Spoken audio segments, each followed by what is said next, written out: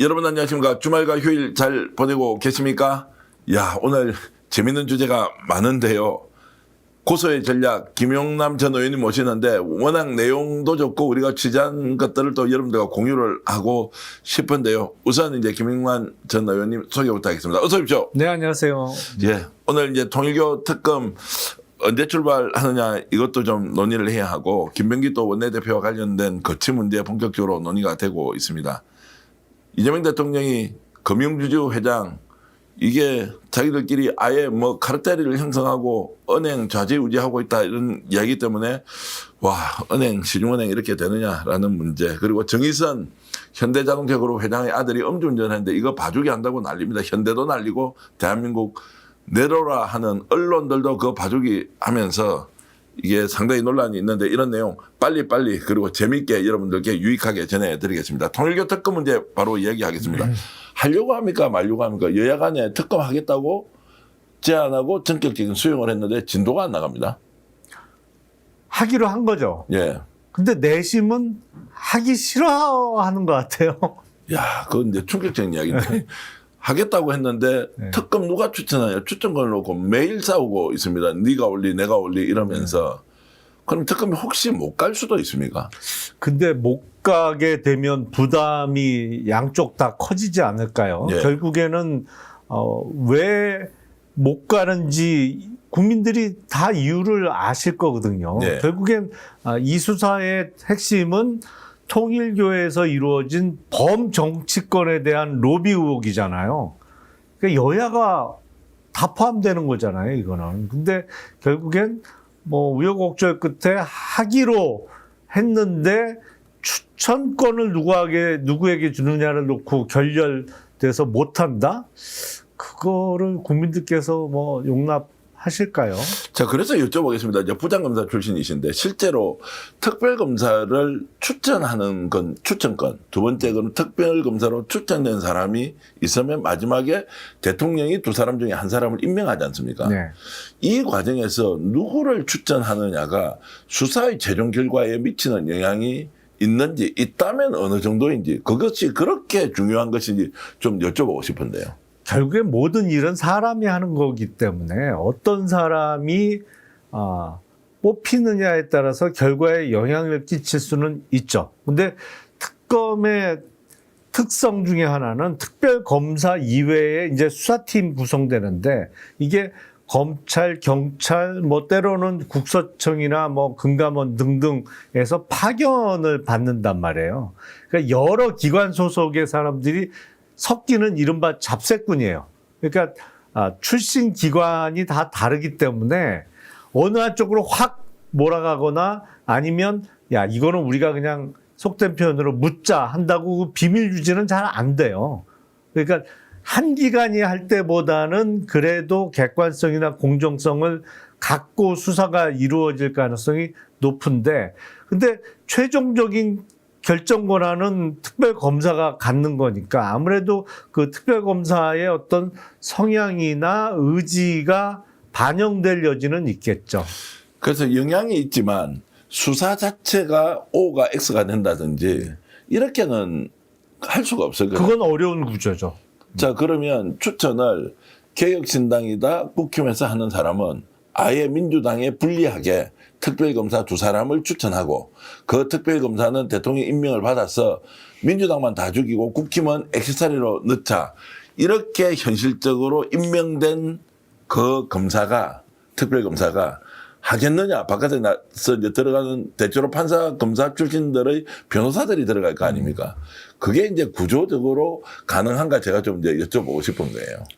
특별검사가 그런 나쁜 마음을 먹더라도 이 수사를 혼자 하는 것도 아니고 실제 수사는 특별검사가 아닌 뭐 밑에 특별검사 보도 있습니다만 그 밑에 파견된 뭐 검사 아니면 경찰 출신들이 주로 하기 때문에 나쁜 마음을 먹더라도 자기 마음대로는 안 되는 구조죠. 자, 이제 그것은 정반대로 그러면 민주당이 다 추천한다고 해서 국힘 다 죽여라. 네. 그래서 그런 정치적 의도를 받아서 바깥에서 들어가는 변호사가 최종적으로 정치재판이라는 오명을 덮었을 각오하고 엄청난 불명예가 오는데 이렇게 하겠느냐라는 이제 생각이 들어서 웬만하면 합의를 좀 하지. 또 하나는 차라리 그러면 여야 간에 뭐 헌법재판소에서 한다, 대법원에서 추천한다 다 빼고 네. 민변도 빼고 그건 대한변협에서 추천하라라고 하는 것은 합의가 가능한 거 아닌가요? 제가 보기엔 뭐 변협이 들어갈 수 있고요. 예. 그리고 뭐 복수 추천이니까 한 곳에서 두 명을 다 추천하기보다는 과거 같으면 이제 야당이 주장을 해서 하는 특검이면 야당 추천 몫이 있었는데 이번에는 사실 야당도 수사 대상이잖아요. 그러니까 정치권은 다 빠지는 게 맞아 보이고 변협하고 법학교수 협의회 쪽에서 한 명씩 추천해서 복수 추천하면은 뭐 가장 합리적인 답이 될 수 있지 않을까 싶습니다. 그런 합의에 이를 것 같습니까? 어떻게 이것 가지고도 또 지금 뭐 대한변협 회장의 정치적 성향이 어떻고 뭐 법학 교수 또 협의회는 또 성향이 어떻고 막 이렇게 밑도 끝도 없이 싸워버리니까. 그러면은 이제 특검 안 하겠다는 얘기하고 똑같아지는 예. 거죠. 그거는. 그리고 이제 또 하나 더 여쭤보고 싶은 것은 이제 특검이라는 건 특검 법안이 여야 간에 합의해서 만들어질 거 아닙니까? 네. 그러면 김건희 특검 같은 경우에는 16가지를 딱 적시해서 요 사건을 주로 하고 여기와 연관된 것은 수사를 할 수 있다 정도로 하면 그렇죠.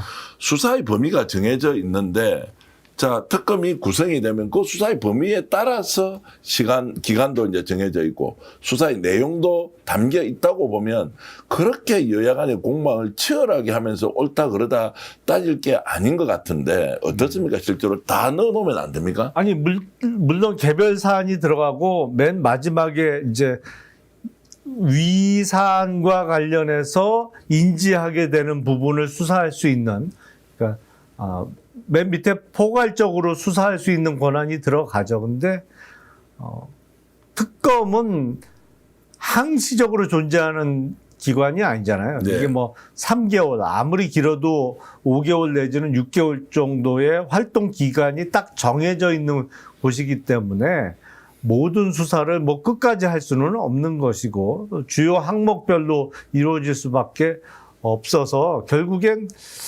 글쎄 이제 정말 특검을 할 의지가 있으면 합의를 못할 이유는 없겠죠. 네.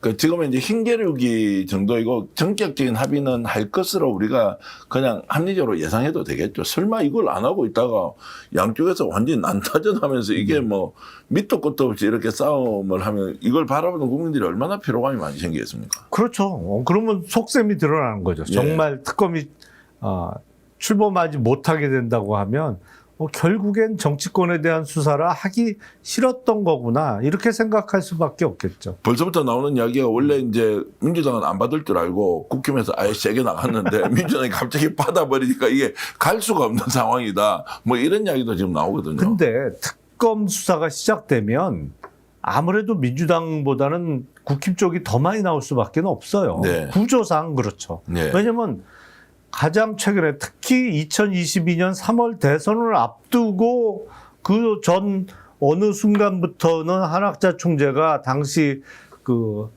윤석열 후보를 지원하기로 했는데 그리고 나서 윤석열 정권이 출범을 했잖아요. 주된 로비 대상이 될 수밖에 없는 구조잖아요, 이게. 그럼 많이 나올 수밖에 없죠. 네. 자, 그래서 이제 어떤 범위로 수사를 하도록 할 것이냐. 그러면 한번 따져보겠습니다. 일단 정치 자금을 불법적으로 제공했다. 전재수 전 장관이 이제 이름이 나오고 있고 뭐 또 국회의원 몇 명이 등장했습니다. 이거밖에 없겠느냐 추가로 있을 것이다. 그리고 지금 권성동 받아서 구속돼 있고 1억 원인데 1억 원이 전부냐. 아니 쇼핑백 2개 들고 나오는 돈이 훨씬 더 많을 것이다. 거기다가 100억 지원설까지 있습니다. 이제 이 내용은 지금 수사를 다 해야 되는 게 확실하죠. 예. 그렇죠. 예, 자, 두 번째는 금고에서 돈이 한화로 계산해 보니까 280여 억이 나왔습니다. 미 달러가 뭐 1,000만 달러 이상 1,310만 달러인가 뭐 이렇게 있었다고 하고 이 자금도 사실은 수사 대상에 들어가야 되는 거 아닙니까? 그러니까 일단 주된 타겟은 불법적인 정치 자금 내지는 뇌물을 준 거 아니냐는 부분이잖아요. 결국엔 불법 정치 자금이 됐던 뇌물이 됐던 그 원천적으로 그 돈을 어떻게 만들었냐가 수사가 이루어져야 되는 것이죠. 그러다 보면 통일교의 전반적인 회계를 들여다볼 수밖에 없는 거죠. 이게 로비 자금을 뿌릴 때 이른바 뭐 회사의 대표이사나 회장이 개인 호주머니 정말 자기 돈, 자기가 월급 내면서 소득세 4대 보험료 다 내고 정말 자기 돈 내서 뺏어 주는 경우는 거의 없잖아요. 네. 회사 자금에서 돈을 만들어서 그걸 갖고 로비 자금을 뿌리잖아요. 통일교도 크게 다르지 않겠죠. 근데 그거는 필연적으로 업무상 횡령 내지는 배임 이슈하고 연결되기 때문에 이게 그 수사 범위가 불법 로비 자금이라고 좁히더라도 결국에는 통일교의 전반적인 회계를 들여다볼 수밖에 없고 그 과정에서 그렇다면 금고에 들어 있었다는 현찰 280억 또 뭐 미국 미달러 이걸 어떻게 조성했느냐? 네.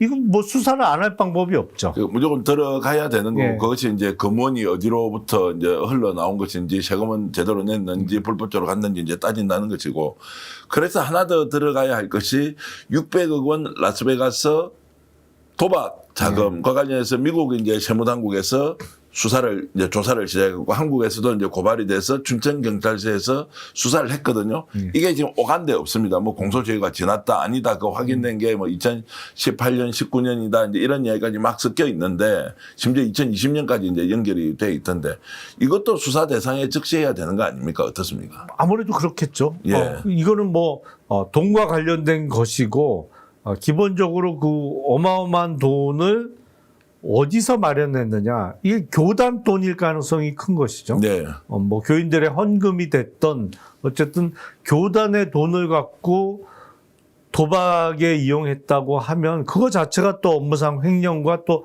뭐 상습 도박죄의 그 죄책이 생길 수 있는 것이기 때문에 그걸 일부러 빼놓을 이유가 없겠죠. 이미 의혹이 제기가 됐고 수사를 하던 사안이니까. 근데 그런 게 문제예요. 이게 정말 묻혔잖아요. 예. 이게 어떤 정치적인 압력에 의해서 묻힐 수 있는 구조가 되면 안 되는 거잖아요. 네. 근데 실제로는 묻혔어요. 예. 이런 게 더 문제점이죠. 그러니까 그 외압의 실체가 누군지 누가 또 주도했는지 네. 어떤 또 거래가 있었기 때문에 그 수사 라인이 춘천경찰서를 눌러서 정리했느냐 뭐 이름이 다 나와 있는데 이것은 이제 명예훼손과 관련된 부분이기 때문에 듣는 이야기와 저희들이 여러분들께 공유하는 것은 완전히 이제 다른 부분이어서 말씀을 드리지 않겠습니다만 라스베가스 도박판에 갔던 사람은 한학자가 분명하고요. 지금 비서실장으로 이름 나오지 않습니까? 정원주. 네. 거기도 도박장에 들어가서 도박을 600억 총액의 그 범위 안에서 도박을 했고 그 외에도 한 몇 사람이 더 있습니다. 간부들이 있고 이 돈은 한국에서 가져간 돈이 부족해서 일본에서 보냈다는 이야기도 있고 오죽 돈을 많이 가져갔으면 미국 세무당국에 이게 적발이 됐겠습니까? 이런 것들이 뒤로 나와서 한국은 전혀 모르고 있는 상황인데 아예 이제 이 내용을 미국에서 정보가 흘러나와서 고발이 됐는데 이거 어쨌든 묻었다. 그 묻고 나서 이랬다는 거예요. 엄청 자랑을 했다는 거예요. 누가 이거 내가 해결 다 했다. 땡땡땡한테 얘기를 했고 땡땡땡이 나서서 정리했고 야 너희들 내 봤지? 내가 이 정도 힘이 있어. 우리 이제 다 장악했어 정치권. 저는 이 이야기를 매우 심각하게 자존심이 부러진다는 생각으로 대한민국의 수사당국과 정치권에서 듣고 있어야 한다. 얼마를 먹고 이것을 봐줬는지 모르지만 이들은 내부에서 그 해결을 한 것을 자신의 권위를 유지하는 수단으로 누구누구한테 내가 했고 누구누구한테 했고 이걸 한학자한테도 보고했다. 야 너희들 내 봤지? 앞으로 잘해야 돼. 이제 이런 것까지 나왔기 때문에 이거는 명예를 걸고 대한민국의 수사기관과 정치권에서 일벌백계의 마음으로 이제 가야 된다는 이제 이런 말씀을 좀 드리는 것입니다. 그리고 천정궁 공사 관련해서도 여러 제보들이 존재하거든요. 3천억부터 시작한 공사가 4,500억, 4,700억으로 갔다가 최종적으로 9천억 원의 공사가 끝이 납니다. 누가 어떤 과정으로 그 공사업체를 선정했는지 모른다. 인테리어 공사는 수십억이 수백억 되는 거는 예산일이라. 그렇죠. 이걸 누가 이제 집행을 했을 텐데 이것도 정말로 수사를 해야 한다. 그러면 받았으면 준 사람이 있을 거고 그거를 하여튼 뭐 요즘 제가 말씀드리는 게 아니 그래서 정치권에 계시니까 이 수사 대상과 대상과 항목을 좀 정할 때 이런 것들을 좀 지금까지 나와 있는 통일교의 의혹들을 하나하나 이렇게 좀 적시해서 수사를 하도록 해야 수사를 담당하는 특별검사나 수사팀에서 이게 국민적인 바람이 무엇인지를 좀 알 수 있지 않겠느냐 이런 생각이 좀 드는 겁니다. 그렇죠. 근데 이제 통일교 정도 사이즈면 이게 자산도 많고 회계를 깨알같이 다 들여다보기에 만만치 않거든요. 그래서 내부 협조자를 수사 협조자를 확보하는 게 제일 급선무가 될 겁니다. 예, 협조자 제가 많이 네. 공유해드리도록 하겠습니다. 어쨌든 그런 의혹 제기를 하는 분들이 있어서 자 그런데 이제 다른 각도로 좀 넘어와서 이 문제 좀 짚어보겠습니다. 이게 지금 이재명 대통령이 지위고하를 막론하고 여야를 막론하고 문제가 있는 것은 수사를 하라고 한 것 때문에 네. 일부에서는 이 이재명 대통령이 이제 전 민주정부 예를 들어서 친문과 절연을 하는 뭔가 계기로 삼는다 이런 이상한 이야기가 여의도 주변에서 나오고 있어요. 이거 어떻게 보십니까? 그런데 잘못된 거를 덮는 게 더 잘못된 거잖아요. 예. 그러니까 잘못된 게 드러나면 그거에 합당한 처벌이나 그 이후의 절차가 진행되어야 하는 것이고 그게 무슨 거기서 꼭 계파 개념이 등장할 이유는 전혀 없다라고 생각을 합니다. 그러니까 그야말로 계파와 상관없이 통일교에서 나온 검은 자금을 누군가가 받았다면 그에 합당한 처벌을 받아야죠. 그게 네. 근데 꼭 친문만 골라서 처벌하겠다는 것도 아닌 것이고 수사는 해보면 어떤 게 튀어나올지 알 수 없거든요. 그게 친문이 아니고 오히려 국민의힘이나 개혁신당 쪽에서 나올 수도 있는 것이고요. 조국혁 신당도 글쎄요, 이제 대부분 비례대표고 초선 의원들이니까 별 상관은 없어 보입니다만 어디서 어떤 게 튀어나올지 알 수 없는 것이요. 근데 할 수 있는 건 다 해야 되는 거지. 거기에 굳이 무슨 이거를 정치적인 색깔을 입히는 거는 옳지 않아 보입니다. 제가 이제 정치 일정을 놓고 보면 이게 이제 특검이 여야 간에 합의가 되고 구성이 되고 수사가 만약에 출발을 하면 네. 한 2월 초 중순에는 출발할 것 같습니다. 네. 그렇게 되면 6월 달에 지방선거가 있는데 네. 좀 우리가 냉정하게 생각해서 지방선거를 앞두고 이 수사를 본격적으로 하는 것이 맞느냐 아니냐. 두 번째 하더라도 그 수사 내용에 대해서는 선거에 직접적인 영향을 끼치기 때문에 지방선거 이후에 뭔가 수사 결과를 발표한다든지 이게 이제 묘하게 지금 돌아가게 돼 있지 않습니까? 이 부분은 지금 어떻게 보시는지 또 이것이 실제로 선거판에 영향을 미치는 것이 옳으냐 그러냐의 문제까지 좀 한번 설명 한번 해 주시죠. 그런데 이제 지금 새해에 만약에 법안을 통과시킨다고 하면 그게 이제 국무회의도 갔다 와야 되고 또 특검이 임명되더라도 준비 기간 대략 20일 정도 소요되니까 빠르면 2월쯤 출범할 수 있겠죠. 예, 예. 통일교 특검이 그렇게 되면 지방선거 국면에서 한참 특검 수사가 돌아가는 시기가 맞물리는 거는 틀림없는 사실인데 저는 지방선거 때문에 이 특검 수사를 미뤄야 된다? 만약에 그렇다면 잘못된 사람인데 나쁜 일을 벌인 사람인데 덜컥 지방선거에 당선이 되는 경우도 있을 수 있잖아요. 네. 당선된 다음에 밝혀지면 그거 어떡할 거예요? 그러면 그 사람 또 구속이 되든지 하면 대법원 확정될 때까지는 자진 사퇴 안 할 거고 그러면 새로 뽑힌 단체장은 저 구치소에 들어가 있는 동안에 사실상 공석인 단체가 나올 수밖에 없는 것인데 오히려 저는 지방선거가 있기 때문에 할 수 있는 한 최대한 서둘러서 빨리 수사 결과를 내놓는 것이 국민들이 잘못된 선택을 하거나 헛고생하지 않게 만드는 것이 아닌가라고 생각을 합니다. 그러니까 중립성이 굉장히 중요하다는 네. 말씀으로도 동시에 들리고 이게 중립성이 자칫 잘못 악용되면은 정책 역풍으로 올 수도 있는 것이고 또 하나 더 있습니다. 이제 어쨌든 수사는 원칙적으로 가야 된다는 말씀으로 이해를 하고 국수본이 지금 열심히 이제 수사를 하고 있지 않습니까? 네. 그럼 이 국수본 수사는 어떻게 됩니까? 수사 결과를 특검이 출범하면 국수본이 이제 특검으로 넘겨줘야 됩니까? 아니면 이 경우에도 국수본과 특검은 같이 또 이렇게 병행하면서 수사를 해야 됩니까? 대부분의 경우에 이제 특검이 출범하게 되면 기존에 수사를 하던 곳에서 사건을 다 보내죠. 네. 이첩을 하죠. 그러니까 저는 근데 사실은 그 전의 입장은 통일교 특검도 그렇고 이른바 종합특검도 그렇고 특검을 이미 6개월 우리가 했는데 국수본의 수사를 그냥 맡기는 게 더 좋을 것 같다는 의견이었습니다만 어쨌든 뭐 여야가 통일교 특검을 하기로 한 바에야 둘 다 하는 거죠. 네. 그 특검은 하기로 결정이 되어 있는 거예요. 그러면 그 특검이 출범했을 때는 국수본에서는 사건 기록 일체를 다 특검으로 이첩시키는 게 맞죠. 그래서 이제 제가 생각하는 것이 특검이 출범하면 국수본에서 하고 있는 수사 자료만 넘길 게 아니라 국수본 수사팀도 아예 여기에 참여를 하면 이게 또 특검의 뭐 정책 중립성 이런 데도 위배가 되는 것인지도 한번 질문을 좀 드리고 아니죠. 기존에도 그렇게 많이 했죠. 예, 예.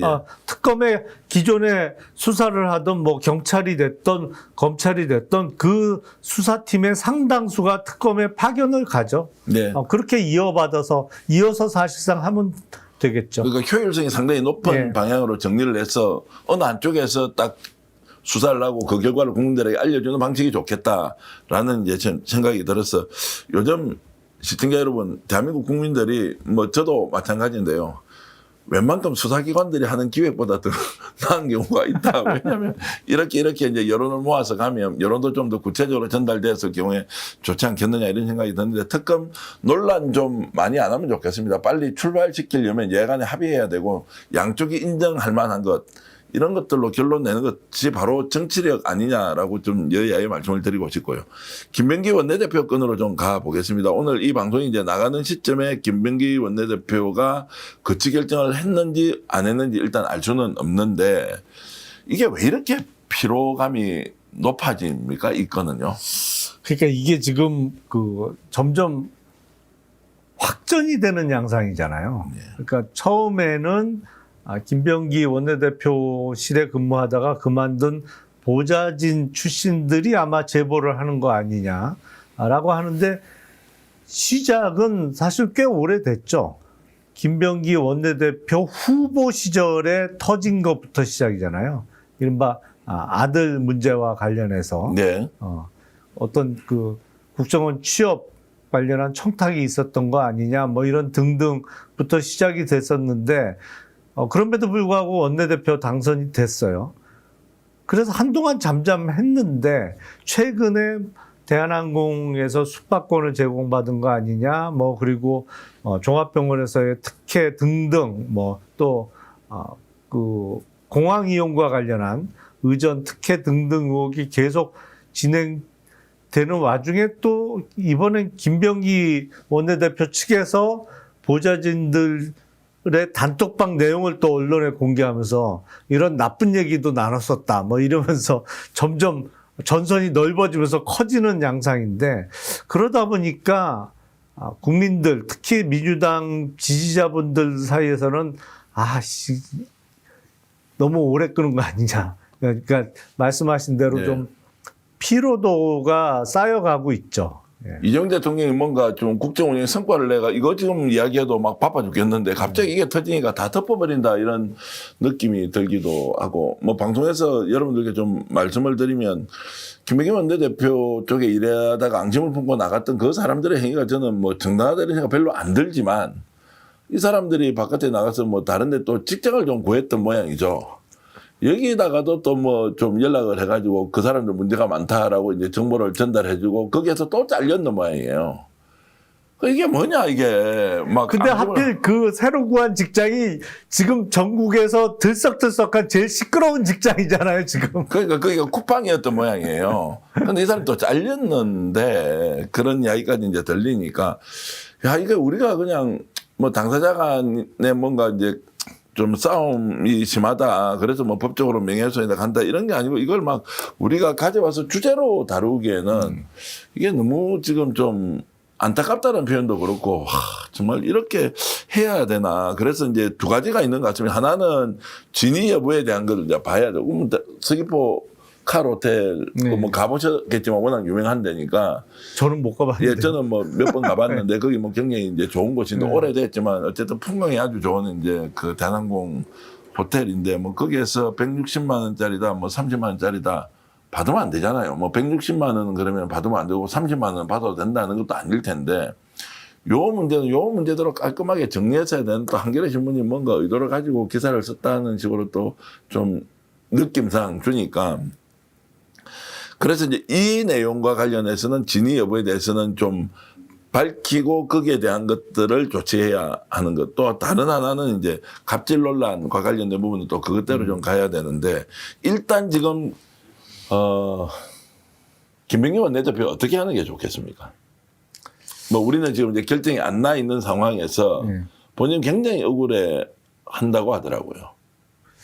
근데 지금은 조금 특히 당 내지는 뭐 이재명 정부를 떠나서 일단 당에 주는 부담이 좀 너무 커지고 있는 거 아닌가라는 생각이 듭니다.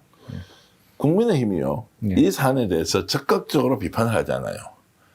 근데 얘기 안 하죠. 한동훈은 나와가지고 막 완전히 조롱하듯이 이렇게 하니까 한동훈도 참 굳이 그렇게 지가 그 조롱과 비웃음으로 너희들 어떻게 하는지 한번 보자라고 하면서 얘기를 하니까 더 막 그걸 보는 사람들이 자존심 상해가지고 하는데 국힘은 그냥 가만히 이제 보고는 있고 그 쏘가리를 엄청 지금 민주당은 하고 있고 당사자는 억울해하는 이 상황에 그래도 결론은 내야 될 거 아닙니까? 아, 그럼요. 이거 빠르면 빠를수록 좋죠. 아니면 그냥 연말을 이렇게 보내고 연초 이렇게 가면 이게 그냥 한 일주일 정도 지나면 이렇게 까먹을 만한 소재입니까? 아니면 그거보다 훨씬 더 폭발력이 있는 내용입니까?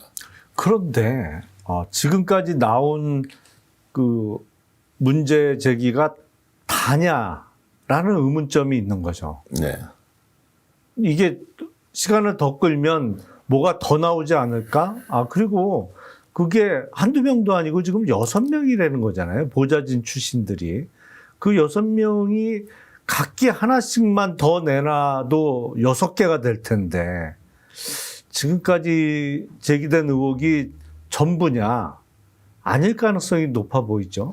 그러면 이제 국회의원 해보셨으니까 좀 질문 드릴게요. 이제 7명이 우리 이제 정규직 그 보좌진이고 네. 비서진이죠. 두 사람은 인턴 사원이 있지 않습니까? 네. 총 9명으로 네. 구성되는데 7명이 있었는데 6명이 단톡방을 만들어서 텔레를 통해서 이제 국회의원과 부인과 아들 욕을 막 하는 거예요. 전례가 없지 않습니까? 그럴 수가 있습니까? 의원실에 7명이 있는 정규직 직원 중에 6명이 자기들끼리 텔레를 만들어서 자기가 모시고 있는 국회의원 욕을 그렇게 할 수가 있나요? 그때는 정상적인 의정 활동을 하고 있을 원내대표와 아무 관계없는 그런 이제 국회의원의 직위에 있었거든요. 삼성 국회의원. 그럴 수가 있습니까? 아니, 통상 이제 의원실에 보면 의원과 보좌진이 다 들어가 있는 이른바 단톡방이 그게 뭐 카카오톡이 됐던 텔레그램이 됐던 있죠. 네. 근데 의원을 제외한 보좌진만 따로 항상 방을 만들죠. 거의 예외 없이 다 만들어요. 예. 그건 의원실마다. 왜냐하면 이른바 의원이 들어와 있으면 좀 말하기가 불편하니까 의원이 없는 데서 막 이야기를 해서 어느 정도 결론 낸 것을 의원이 포함된 단톡방에 올리면서 이렇게 일처리가 되는 경우가 대부분으로 알고 있거든요. 그런데 이제 그런 업무 처리를 위한 의원이 제외한 나머지 보좌진의 단톡방은 다 있는 건데 거기서 의원을 포함한 가족들의 뭐 욕이나 비판을 하느냐? 대부분 하겠죠. 저도 그 방은 안 들어가서 모르겠는데. 그렇습니까? 아니, 나라님 없는 데서는 나라님 욕도 하는데 뭐 안 하겠어요. 뭐 이런저런 불만이나 얘기를 하겠죠. 그 수준의 차이는 좀 나겠습니다만 거기서 욕하는 건 그냥 그러려니 해야 되는 거 아닌가 싶은데요. 근데 이걸 이제 발견해서 요거의 내용이나 수준이 너무 충격적이야. 그리고 김병기 의원 쪽에서 보면 친형제처럼 동생처럼 동지적 관계가 아주 강고했다. 그 심지어 주례도 평소에 서지도 않는데 그래도 그 비서진 중에 한 명 결혼을 한다니까 주례까지 서줄 정도로 애정을 쏟았다라는 게 이제 김병기 의원의 지금 속상한 마음이고요. 근데 이제 조금 전에 의원님 말씀을 들어보면 뭐 그 정도 욕하는 게 다반사지. 그런데 이걸 발견하고 6명을 면직 처리했다는 것은 그냥 잘라버렸다는 거지 않습니까? 제가 보기엔 그거를 안 봤어야 돼요. 그 단톡방의 내용을. 아니, 보면 당연히 사람 열 받죠. 그리고 정말 믿었고 한 식구처럼 여겼던 사람들인데 그런 자기 소위 뒷담화를 하는 걸 자기 눈으로 보면 배신감도 들고 당연히 화가 나죠. 예. 근데 그런 경우 많죠. 이제 조그만 기업체나 장사를 하다 보면 정말 고용주 입장에선 자기가 이 직원한테 끔찍하게 잘해줬어요. 네. 그런데 뭐 사정이 생겨서 그만두는 경우가 있잖아요. 예, 예를 들어서 뭐 다른 공부를 하겠다든지 예, 예. 뭐 다른데 집에 가까운데 취직 자리가 나서 옮기겠다든지 그래서 그만두는 경우가 왕왕 있죠. 아무리 잘해줬던 직원이라도. 근데 그래서 이제 잘 해봐라. 그리고 이제 퇴사 처리한 직원이 좀 있다가 그런 경우 많아요. 이제 노동청에 진정을 내요. 저는 자주 당했습니다. 예. 자주 당한다. 그렇죠. 근데 내용이 뭐냐? 계산해봤더니 내가 연가 보상을 덜 받은 것 같은데요. 네. 그리고 진정되거나 그런 경우 있잖아요. 왕왕. 없는 사실도 다 써가지고 욕을 엄청 그렇지. 하더라고요. 예. 진짜 가족처럼 생각했던 네. 사람들이 그렇게 할 때는 쇼크를 엄청 먹어요. 네.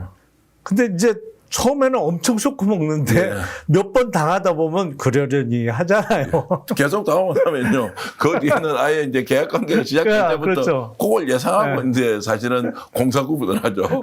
그러니까 조금 그런 마인드가 필요했던 거 아닌가 싶어요. 그러니까 경험이 좀 부족했다라는 이야기도 나오고 또 워낙 그렇지 않은 공간에서 정치를 해왔기 때문에 별 문제 없이 살았는데 이 정도 내용에 대해서 좀 대처하거나 대응하는 것이 미숙하다. 뭐 억울한 사정은 충분히 알겠으나 그리고 이제 주변에서 야 저걸 진짜 처음 당해서 저렇게 한 거지 원래 국회에서는 자주 당하는데 뭐 이렇게 이야기하는 의원도 있긴 하더라고요. 그러다 이제 이것이 막 확산되고 하니까 결국 이 사람들이 문제 제기하는 그 행위가 결과적으로는 그분들도 이제 피해를 입었다고 이미 생각을 하지만 네.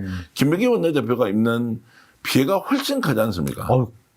비교가 안 되죠. 아니 근데 뭐 각자 입장이 있을 수는 있겠죠. 네. 예를 들어서 뭐 먹고 살아야 되는데 보좌진에서 해직된 다음에 해촉된 다음에 다른 직장 구하는 것도 어려움을 겪었다면 뭐 당사자 입장에서는 대단히 피해가 크고 화가 많이 날 수 있겠습니다만 어쨌든 이름이 더 많이 알려지고 중요한 직책에 있는 사람이 받는 그 손해 뭐 이게 더 큰 경우가 대부분이죠. 그러니까 권한도 책임도 크기 때문에 이런 이제 공방에서 마지막 피해는 김부겸 원내대표가 훨씬 더 많이 입을 것이라고 생각하고 이게 이제 정리가 좀 덜 되는 것은 문제 제기를 하고 있는 당사자가 동기가 무엇이든 간에 옳고 그름의 문제가 아니라 지금도 가만히 있지 않겠다는 거예요. 그렇게 아까 말씀하셨듯이 다른 것도 튀어나올 수 있다.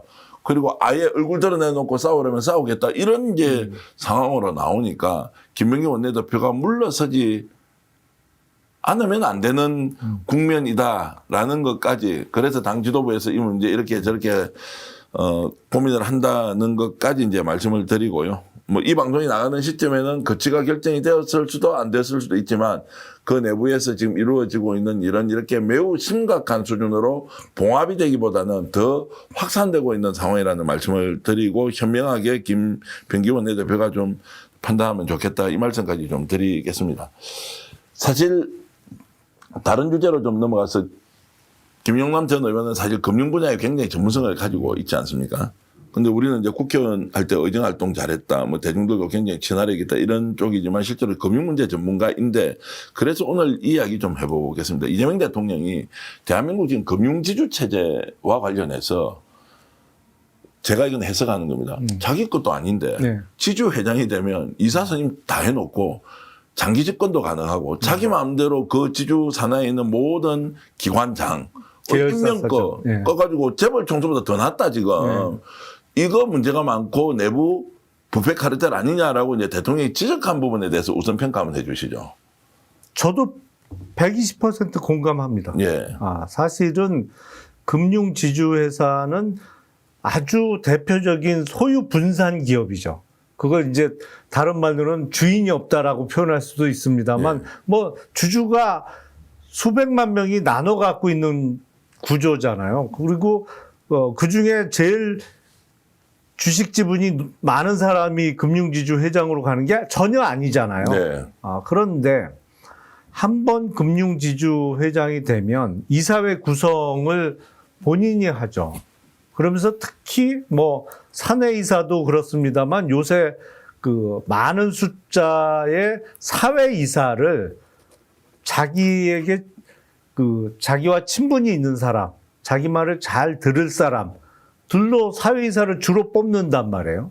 그래갖고 임기가 다 될 무렵쯤 다시 그 추천을 하게 되는데 지주회장 추천위원회를 만들죠. 그렇죠. 예. 근데 거기에 대부분 많은 사회이사들 들어가서 예. 자기 사회이사 시켜줬던 사람 또 추천한단 말이에요. 근데 금융지주회사라는 게 뭐 은행도 있습니다만 카드사, 자산운용사, 캐피탈, 자회사가 사실은 엄청 많죠. 자산 규모가 수조 원짜리가 수십 개가 있는 거죠. 예. 그리고 보통 뭐 대표적인 KB나 신한 정도 되면은 자산 규모가 한 700조 내외 안팎쯤 되잖아요. 네, 예. 어마어마한 덩치죠, 사실은. 그런데 자기 지분은 거의 없는 사람이 정말 말 그대로 황제처럼 군단 말이에요. 그 월급제로 들어가가지고 네. 자기가 지배를 해버리는 이 구조가 지금 오랫동안 관행으로 되어왔죠. 그리고 그 전에 보면 그 이명박 정부 때 일어난 일입니다만 그때 그게 벌써 오래됐잖아요. 네. 거의 뭐 2007년 대선이었으니까 그때 당선자 신분 때 일어난 일입니다만 그때 금융지주 회장 가려는 사람이 당선자 측에게 준 돈이 그때 돈으로 22억이 넘잖아요. 맞습니다. 그럼 지금 뭐 물가 상승률 감안하면 한 50억 이상 준 거 아니에요? 그 이름이 특이해서 기억나는데 팔자 들어간 사람이었는데 예. 그러니까요. 그렇게 주고 거기에 지배권을 지가 정권 내내 가지고 있었던 사람이죠. 아니 그러면 지금 돈으로 예를 들어서 50억 이상 돈을 쓰고 금융지주 회장이 되면 그 본전은 뽑아야 될 거 아니에요. 막말로. 더 심하게 얘기하면 지금 금융지주 회장들은 거짓 해가지고 갔을 수도 있다고 우리가 그냥 막연하지만 의혹 제기도 할 수 있죠. 그러니까요. 근데 외국 금융사, 뭐 미국 금융사 보면 이른바 회장이 우리처럼 뭐 3년, 6년이 아니고 10년 넘게 하는 사람들도 많이 있죠. 네. 그런데도 거기서는 뒷말이 안 나오는 게 일단 이사회 구성을 객관적이고 투명해 보이는 인사들도 하거든요. 그래서 철저하게 경영 실적을 평가를 하고 그 사람의 능력을 평가해서 결정을 하지 이게 뭐 친분 관계로 회장 연임이 되고 이런 경우가 거의 없단 말이에요. 네. 근데 별의별 일이 다 있어요, 사실은.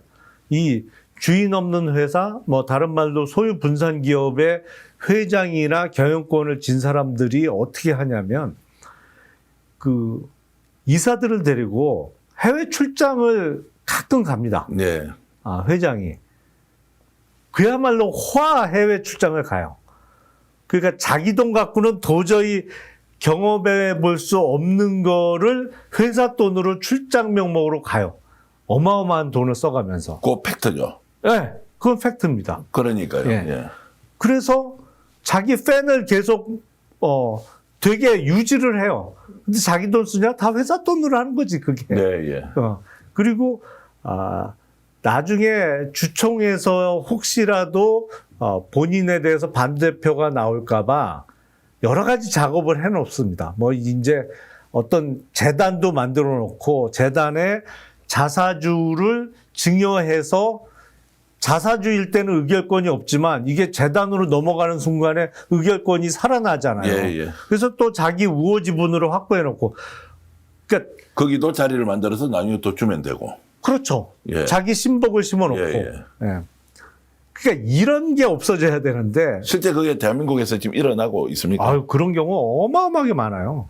그 수사를 해야 되겠다는 생각이 순간적으로 확 드는. 아니 예를 들어서 삼성의 이재용 회장이야 지분을 가지고 물론 비율로 보면 낮긴 하지만 어쨌든 지배권을 인정할 만큼의 뭔가 일종의 사회적 합의가 돼 있지 않습니까? 거기는 이제 다른 계열사들이 많이 지분을 갖고 있어요. 예, 이른바 예. 순환출자 구조. 순환출자 구조라는 것은 한국 이제 재벌 기업들의 이제 특이한 구조인데 어쨌든 그것은 이제 재벌 회장으로 인정하는 뭐 사회적 어쨌든 관행과 그리고 인지가 다 돼 있는 상태인데 적어도 거긴 지분이라도 있죠. 지분이라도 있잖아요. 그런데 대한민국에 있는 금융지주는 500조 이상 700조, 800조 정도 되는 그 초대형 글로벌 은행에 사실상 지분조차 없는 사람이 임명되고 나서 이사회 구조를 지가 바꿔서 자기 회사처럼 하고 심지어는 해외에 나가서 돈을 쓸 때도 그렇게 쓰면서 우호적인 세력들을 만드는 그 작당을 해왔다라고 보면 자 구체적으로 좀 들어가 보겠습니다. 우리 금융지주와 관련돼서 지금 나오는 임 회장이 지금 이름이 나오지 않습니까? 경제관료 출신이잖아요. 어느 시절의 인물입니까? 이분이 농협지주에 들어가서 하다가 이게 뭐 자리가 있을 때마다 이분에 대한 저희 그 느낌은 이런 것이었습니다. 정권하고 연결이 그렇게 잘 되는 모양이죠. 정권이 바뀔 때마다 어디 찾아가서 하는데 그래서 지금은 좀 국민들 앞에 솔직하게 이야기했는데 이분은 정당하게 했겠다라는 제가 전제를 깔고 있으면서 지금 뭔가 문제가 많다라고 다른 각도로서 이제 말씀드리는 건데 정권에 줄만 잘 서니까 어디 가서 계속 은행장 해먹더라라는 그 전형을 만들어 놨다는 거예요. 그런 분들 많죠. 그러면 감독원에 금융감독원이죠. 그쪽에 라인 잡고 그다음에 청와대 실체를 손잡고 이렇게 해서 절대로 내한테는 접근 못하도록 그렇게 철옹성을 쳤는데 과연 명분 때문에 실질적인 필요성 때문에 했겠느냐 정치권에 손을 잡았을 때 진짜 거래가 없었겠느냐 있었겠느냐 이런 거 좀 따져봐야 되는 거 아닌가요? 아유, 금융지주 회장 정도 되면 사실은 사회적인 영향력이 어마어마하죠. 그 크고 작은 사업하는 사람들 중에 돈 필요하지 않은 사람이 어디 있어요. 그리고 대출을 얻더라도 어떤 조건으로 얼마를 얻느냐에 따라서 사실은 사업적인 유불리가 확확 바뀔 수가 있는데 그런 영향력도 큰데다가 그 전에 이제 조금 지난 얘기입니다만 과거 정권의 모 금융지주 회장이 이제 가셨어요. 누가 봐도 그때도 정권의 힘으로 그냥 금융지주 회장을 가신 분이에요. 그분은 교수 출신인데 네, 예. 금융권 출신이 아니고. 뭐 누군지 대충 이름은 이영자가 들어가는 분 같은데 하여튼 예 말씀하십시오. 아니 근데 이 양반이 이제 금융지주 회장은 처음 해보는 거잖아요. 예. 근데 해외 출장을 가끔 가거든요. 네. 금융지주 회장이 가면 거기 뭐 일본이 됐던 미국이 됐던 그 은행에 그 은행이 진출해 있는 나라에 뭐 주로 자회사도 출장을 가죠. 있고, 예. 예, 그 브랜치도 있고, 뭐 이제 이렇게 했죠. 예. 딱 이제 그 단적인 표현이 그거예요. 야, 장관을 왜 하냐? 예. 이게 장관보다 100배는 낫다. 그분으로부터 직접 들었다는 걸로 제가 알겠습니다. 예, 그 정도로 이제 위의 황제처럼 지금 자리를 이렇게 갖고 있는데 본인의 임기를 연장하기 위해서 공적으로 만들어 놓은 이사회 구조에 사심이 들어가서 자기 필요한 대로 사람을 심어놓고 이런 방식으로 지금 사실 해먹기를 하는 거지 않습니까? 그런데 은행은 이자 장사를 가지고 국민들이 다 주고 나는데도 천문학적인 수익을 내고 있는 이 이제 불균등한 이런 상황. 좀 더 제가 이제 비판적으로 보자면 금융지주에 소속해 있는 그 노조는 과연 건강하냐? 뭐 이런 부분도 같이 이제 연결해서 보면 같은 카르텔 아니냐. 뭐 당장 민주당 정부에서는 노조 비판하기 어렵겠지만 그 노조는 건강하게 감시 감독하고 있느냐. 이사회 구조 문제 많다고 실제 문제 제기를 하느냐. 그리고 오히려 거기 줄 서서 자기도 출세하려고 부행정되고 행정되려고 그 흐름과 이런 데 다 발맞추는 건 아니냐. 그러니까 썩어 자빠질 수밖에 없는 것이다라는 생각이 좀 드는데 좀 들어가서 좀 바꾸시면 안 돼요? 사실은 우리나라 금융기관, 특히 이제 은행이나 이런 대형 금융회사들이 효율성이 대단히 낮습니다. 그러니까 갖고 있는 자산에 비해서 뭐랄까요, 이제 이익률이 좀 많이 낮아요. 네. 그게 어떻게 보면 누이 좋고 매부 좋은 거죠. 그러니까 외국계 금융회사들이 인원을 대폭 감축할 때 우리는 별로 상대적으로 비교적으로 감축하는 폭이 대단히 작았어요. 그러면서 자본이 효율적으로 안 돌아가는 측면이 있는데 그럼에도 불구하고 뭐 이른바 이자 장사만 해도 이익이 조 단위로 나고 있는 것이죠. 그러니까 근데 사회 전체적으로 보면 이런 게 다 비효율이에요.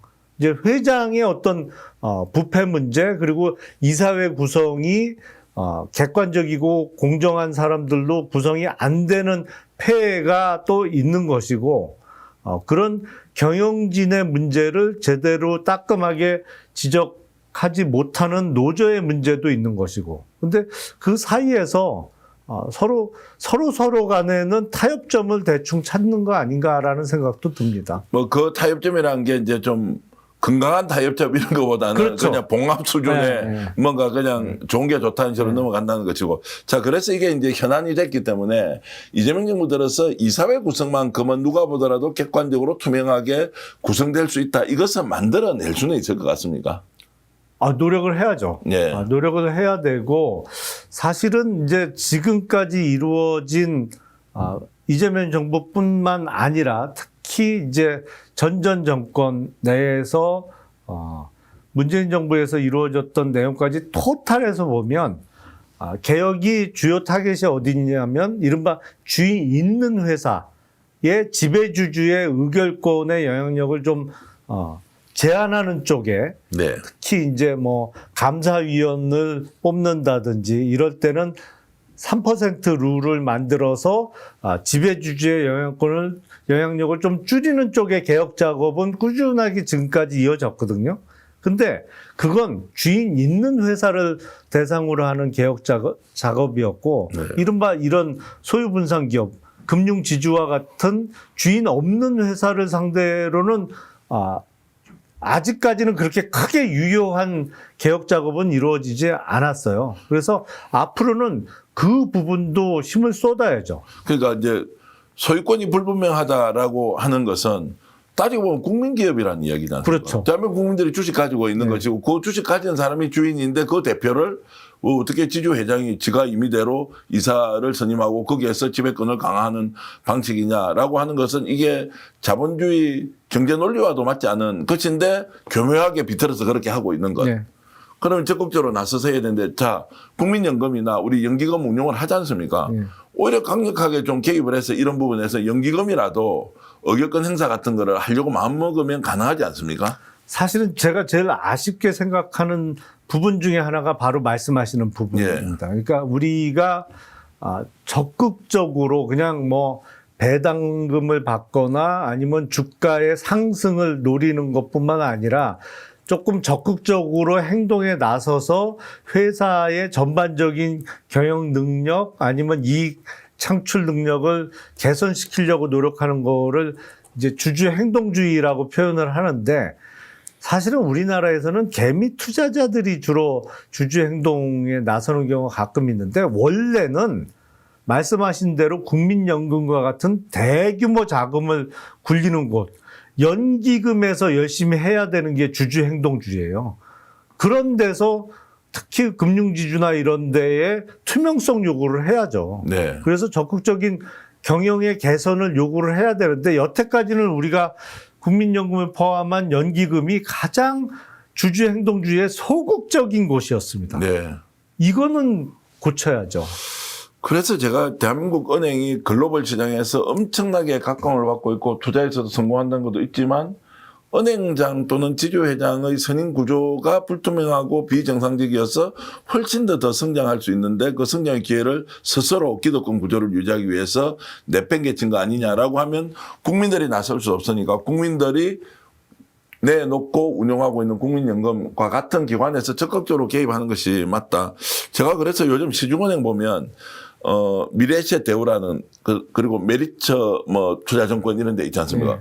거기도 글로벌 기업들인데 치열하게 경쟁해서 웬만한 은행보다 더 커진 것 같다는 느낌이 들고 오히려 과감하기도 하고 어떨 경우에는 위험 관리를 소극적이지 않게 적극적으로 관리하면서도 돈은 엄청 많이 버는데 왜 대한민국 시중은행은 그렇게 못하느냐라는 이야기를 하는 분도 있던데 어찌됐든 이번 기회에 자기 거 아닌데 자기 것처럼 쓰는 거는 막아야 되겠다. 이거 이재명 대통령이 잘 지적했다라고 생각을 하고 있는데 표에는 도움이 좀 덜 될 수도 있다. 왜냐하면 노조 반발도 불가피하다. 그럼에도 불구하고 대통령이 이렇게 꼼꼼하게 국정 챙기는 거 보면 저는 엄청 이 박수를 많이 보내거든요. 어떻습니까? 근데 확실히 이재명 대통령은 역대 대통령 누구보다도 금융이나 자본시장에 대한 이해도는 정말 높으신 것 같아요. 네. 그러니까 역대 대통령이 이렇게 구체적인 사안과 관련해서 문제 제기를 한 적이 없거든요. 근데 그게 하기 싫어서 안 한 것보다는 사실은 이게 자본시장에 대한 이해도가 높지 않으면 이게 세세한 부분까지 알기가 쉽지 않거든요. 네. 근데 그쪽은 정말 탁월하신 것 같습니다. 그래서 지주 회장 오래 하면서 국 묻고 알 묻고 남아있는 국물에 그다음에 마지막에 찌꺼기까지 다 내가 먹어야 되겠다 생각보다는 후배들한테 물려주기도 하고 더 좋은 사람 찾기도 하고 이것이 갖고 있는 역사적 의미를 진짜 국민의 은행이나 국민기업으로 좀 바꾸는데 모범을 보일 만큼 다 좋은 자리에서 노란 저위에서 계시지 않았습니까? 좀 정신 차리고 좀 바꿔가면 좋겠고요. 이 문제도 좀 한번 짧지만 좀 다뤄보겠습니다. 정의선 회장이 지금 갑자기 등장을 했습니다. 아들 음주운전했던 사건이 갑자기 나와버렸어요. 이건 뭔 일인가 싶은데 어떻습니까? 왜 언론사가 나서서 정의선 회장 아들이니까 그 기사 다 빼주자. 이게 말이 됩니까? 일단 그 음주운전이 벌어진 거는 꽤 시간이 지났죠. 맞습니다. 근데 최근에 이슈화된 건 그 옛날 기사와 관련해서 이름이 빠진 거죠. 예.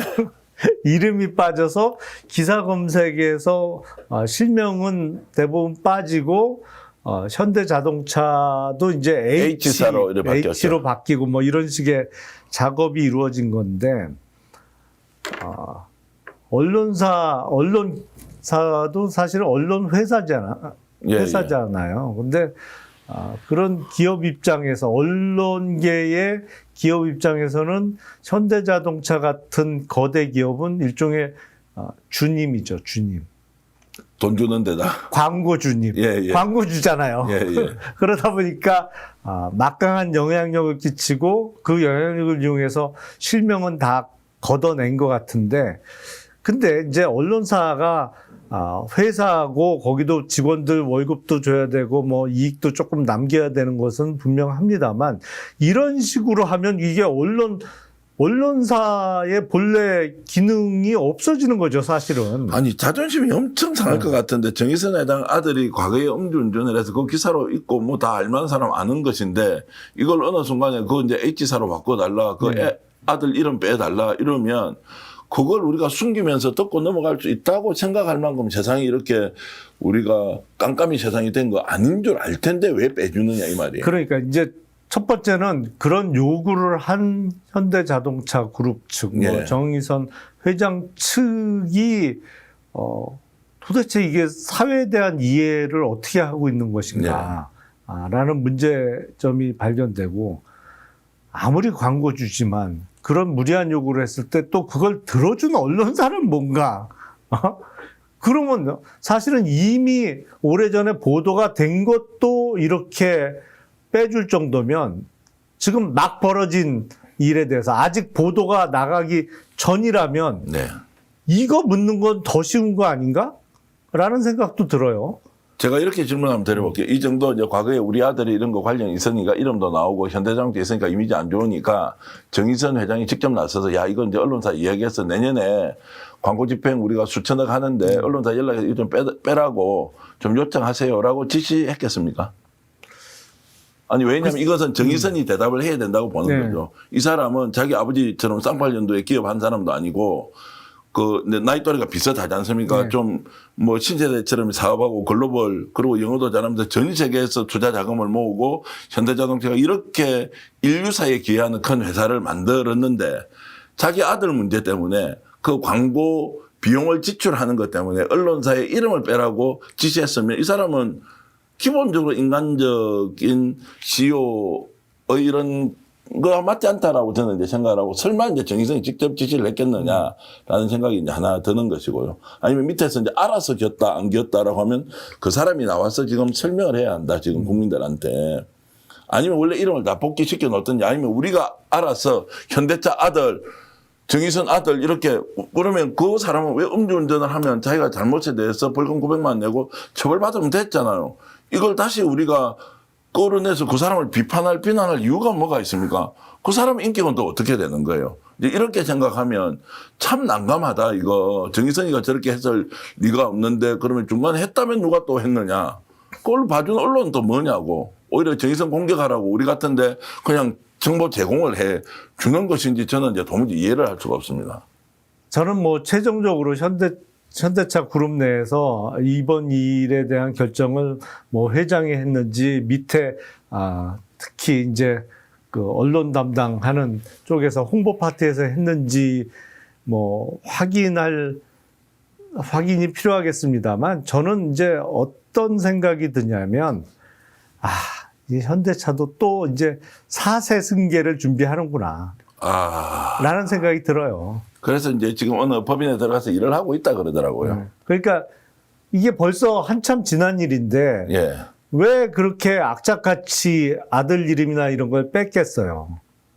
결국엔 이게 우리나라 재벌도 참 대단하다. 바뀐 게 없는 거네. 네, 바뀐 게 하나도 없는 거죠. 나이만 젊지 자기 아버지 할아버지가 했던 거 똑같이 그럼 정경유착 할 것이고 이런 방식으로 기업 운영을 하면 어떻게 하느냐. 그래도 현대차 잘 나가니까 뭐 봐주자. 뭐 이런 거하고 저는 좀 다른 것 같아요. 아니 그러니까 저는 4세 승계 준비 작업의 한쪽이라고 생각을 해요. 그렇게 보여요. 그러니까 4세 승계를 위해서 미리 이미지와 관련해서 안 좋은 기사를 좀 묻어버리는 작업을 일찍 시작한 것인데, 그러니까 지금 재벌 회장들 지금도 최근에도 계속 기사 나는 거 보면 요새 연말을 맞아서 각 기업들이 임원 인사들이 쭉 발표가 되잖아요. 근데 2025년 연말에도 여전히 이른바 회장의 자녀 입사한 지 뭐 대략 4년, 5년 정도 된 그리고 아직 30대인 회장 자녀의 뭐 부사장 승진 인사라든지 뭐 이런 기사가 계속 나요. 뭐 어제도 났고 그제도 났고 뭐 이런 걸 보면 한국 기업들 근데 그 회사들이 대부분 다 상장된 기업이거든요. 우리나라 상장 기업들의 거버넌스는 언제쯤 좀 나아질까?